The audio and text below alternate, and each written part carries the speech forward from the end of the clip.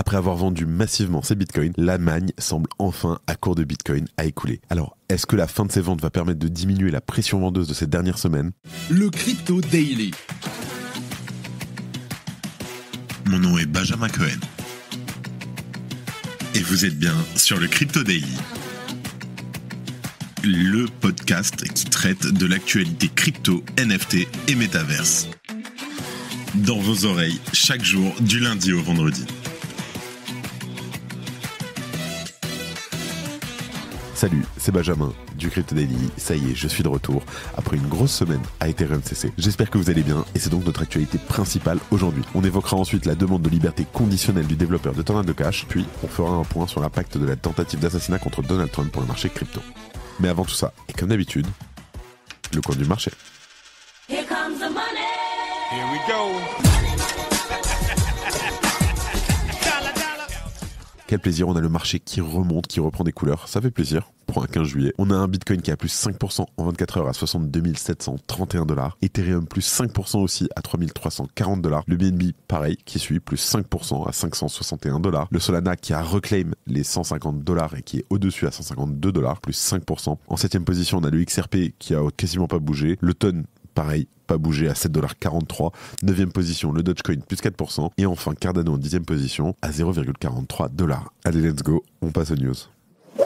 Et on enchaîne donc avec l'Allemagne qui a fini de vendre ses bitcoins. Alors, depuis environ un mois, le gouvernement allemand occupe une partie de l'actualité dans la sphère des crypto-monnaies en écoulant graduellement sa réserve de bitcoin. Le mois dernier encore, l'Allemagne était le 4e pays avec la détention de bitcoin la plus importante, alors portée à 50 000 unités. Et au cours actuel du bitcoin, cela représente presque 3 milliards $. Un montant très important que le gouvernement allemand a pris soin de ne pas évacuer en vitesse. Durant un mois, ce dernier a transmis ses bitcoins à diverses adresses, notamment des exchanges centralisés comme Kraken, Coinbase, Bitstamp ou des teneurs de marché, Flow Trader, Cumberland, etc. On note quand même que le pays n'a jamais émis le moindre communiqué à ce sujet. Et pour rappel, ces dizaines de milliers de bitcoins provenaient d'une saisie effectuée en 2020 auprès des exploitants de la plateforme de streaming Movie2K. Mais ils ont été transmis à la police de Saxe seulement au mois de janvier dernier. Il n'aura donc fallu que quelques mois pour que le gouvernement allemand ne se décide à écouler ses bitcoins, puisqu'il n'en détient aujourd'hui plus aucun. Alors Johanna Cottard, qui est membre du Bundestag, s'était opposée à ces ventes massives de bitcoin au début du mois, expliquant qu'il aurait été plus utile de les conserver en tant que réserve stratégique pour le pays. Je cite: « Au lieu de détenir bitcoin comme monnaie de réserve stratégique, comme cela fait déjà l'objet de débats aux États-Unis, notre gouvernement vend à grande échelle. » Et depuis que le gouvernement allemand a vu son solde de bitcoin descendre à 0 $, des individus se sont amusés à envoyer de petites sommes de bitcoin vers les différents wallets gouvernementaux. L'Allemagne détient encore environ 17 $ de bitcoin au moment où on enregistre. Alors, la fin de ces opérations devrait en tout cas permettre au marché des cryptos de souffler un petit peu. Effectivement, depuis que le gouvernement allemand a débuté ces transactions, le cours du bitcoin n'a eu cesse de baisser. Toutefois, il faudra également patienter encore un peu pour que les doutes entourant Mt. Gox s'évaporent également. Pourquoi ? Tout simplement parce que les clients lésés de l'ancien exchange de Bitcoin vont se faire rembourser graduellement jusqu'au mois d'octobre prochain. Et là aussi, cette situation elle constitue une source d'inquiétude pour les investisseurs. En tout cas, comme on a pu le voir juste avant, pendant le cours du marché, l'Allemagne a fini de vendre, on a tout de suite eu une petite remontée des cours, plus 5%, et ça fait très plaisir. Jusqu'à 300 millions de $, ça en ferait rêver plus d'un. C'est le gars qui a permis à l'action GameStop d'exploser en 2021. Keith Gill, alias Roaring Kitty, a une nouvelle fois détruit le marché boursier. Il détient 5 millions d'actions GME, ce qui fait de lui l'une des 5 plus grosses baleines de GameStop. Début juin, son capital total avoisine les 210 millions de $. Le David des traders particuliers face au Goliath de Wall Street. La vidéo est disponible sur YouTube.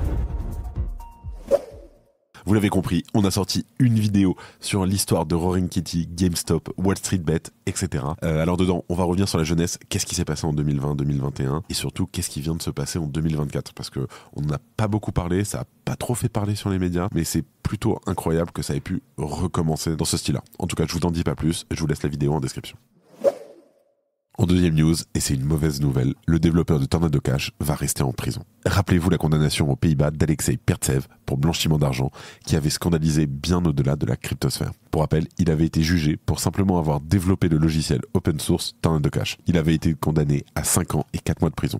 Pourquoi ? Tout simplement car la justice des Pays-Bas le tient responsable du blanchiment de 2,2 milliards de dollars qui serait passé par le mixeur de crypto. Et la justice néerlandaise persiste et signe et a refusé la libération sous caution du développeur du célèbre mixeur de transactions crypto. D'ailleurs, cette situation, elle soulève énormément d'inquiétudes concernant la préparation de sa défense en appel. Alors, Alexei Pertsev avait fait appel de cette décision et espérait obtenir une libération sous caution pour préparer son dossier de défense. Mais malheureusement, c'est un non. Comme le rapporte notamment DL News en fin de semaine dernière, un tribunal néerlandais a refusé la demande du développeur. Il restera donc en prison puisque la justice estime que sa détention n'entrave pas la possibilité de préparer sa défense. Les avocats d'Alex et Pertsave se montrent de leur côté outrés que dans une affaire aussi complexe, leurs clients ne puissent même pas avoir un ordinateur et un accès à Internet. Je cite. Cette affaire sans précédent porte sur la question de savoir quand un développeur de logiciel peut être pénalement tenu responsable de l'utilisation abusive de son logiciel par un tiers. Ils ajoutent, je cite toujours, ce type de préparation très technique ne peut être réalisé par un avocat. Nous avons besoin de lui parce qu'il a posé les bases des aspects techniques de son logiciel et qu'il sait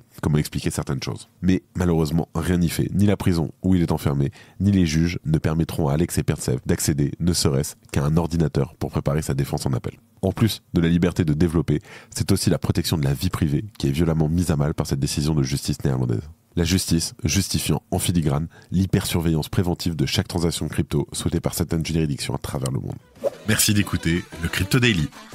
Et enfin, c'est un peu l'information de ce week-end. La tentative d'assassinat contre Donald Trump a fait monter le marché crypto. Alors, au cas où vous n'êtes pas au courant, mais je pense que tout le monde est au courant déjà, lors d'un rassemblement à Butler, en Pennsylvanie, l'ancien président Donald Trump a été blessé par balle. Un porte-parole des services secrets a rapidement confirmé que Trump était en sécurité après la fusillade. De son côté, le tireur présumé a été tué et au moins un spectateur a perdu la vie. Les photos et vidéos montrant Trump, le visage ensanglanté, ont fait le tour du monde entier à une vitesse incroyable. Cette image a aussi contribué à changer la dynamique des discussions nationales, auparavant centrées sur les faiblesses de son adversaire, le président Joe Biden. D'ailleurs, selon les traders de Polymarket, cette tentative d'assassinat échouée a provoqué une hausse spectaculaire de ses chances de réélection. Les actions, oui, sur le contrat de Polymarket concernant la victoire de Trump en novembre ont grimpé de 10%, atteignant les 71%.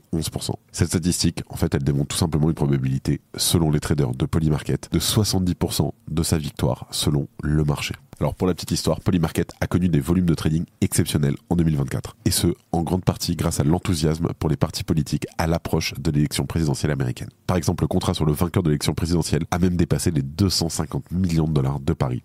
Alors, sans surprise, il s'agit d'un record pour l'entreprise et pour tous les marchés de prédiction en crypto. De leur côté, les tokens thématiques liés à Donald Trump ont également connu une hausse significative. Par exemple, le token MAGA qui a augmenté de 34% en 24 heures, tandis que le même coin satirique Trump, TREMP, a grimpé lui de près de 70%. En revanche, le token Biden, qui lui est lié à Biden, a chuté d'environ 15%. Alors, ces mêmes coins, ils ont explosé depuis plusieurs mois, mais surtout depuis que les deux candidats ont fait du secteur de la blockchain et des crypto-monnaies un des sujets majeurs de leur campagne électorale. Et comme je l'ai dit un peu plus tôt, Bitcoin et même le marché global des cryptos ont connu une hausse à la suite de la tentative d'assassinat. Bitcoin est repassé au-dessus des 62 000 $ dans les heures ayant suivi la tentative d'assassinat. Et Donald Trump, qui est un fervent partisan de crypto-monnaies, a d'ailleurs toujours prévu de parler à la conférence Bitcoin de Nashville qui arrive fin du mois de juillet. Et selon certains experts, cette prise de parole renforcerait son soutien à l'industrie. Allez, je vous laisse avec Thomas pour les news en bref et je vous retrouve juste après. Merci Benjamin et bonjour à tous. Et on commence par le procès du cofondateur de Tornado Cash qui est repoussé. Roman Storm a obtenu un report de son procès au 2 décembre prochain sur décision du juge. La défense a justifié cette demande par la complexité du dossier et le volume important des documents à analyser. On enchaîne avec la SEC qui abandonne son enquête contre l'entreprise ayant développé Stacks. La SEC a terminé une enquête de 3 ans sur Hero Systems, le développeur de Stacks, un layer 2 de Bitcoin. Hero, anciennement connu sous le nom de Blockstack, a levé 70 millions de dollars via des ventes de tokens STX entre 2017 et 2019.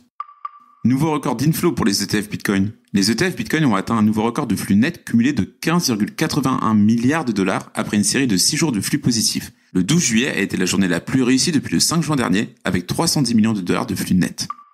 Tether perd des parts de marché. La part de marché de l'USDT de Tether sur les exchanges a diminué de 82% à 74% cette année en raison de la concurrence croissante et des défis réglementaires. La réglementation MiCA pourrait encore réduire sa part de marché. Et on termine par Coinbase qui lance une application web pour gérer ses activités on-chain. Coinbase a lancé Web Coinbase Wallet, une application web permettant de gérer toutes ses activités on-chain depuis un seul endroit. Les utilisateurs peuvent connecter plusieurs portefeuilles et accéder à une vue d'ensemble de leurs actifs. Merci Thomas, et voilà, donc c'est la fin de ce résumé de l'actualité du jour. Évidemment, pensez à vous abonner pour ne pas rater le suivant, qui aura lieu mercredi. Rendez-vous aussi sur YouTube, si vous voulez regarder notre vidéo sur Roaring Kitty. On revient un peu sur la genèse, et surtout sur les derniers faits qui ont eu lieu là, il y a quelques semaines, qui ont remis les marchés en folie. Je vous mets le lien tout de suite en description. C'était Benjamin pour le Crypto Daily. Merci et à très vite.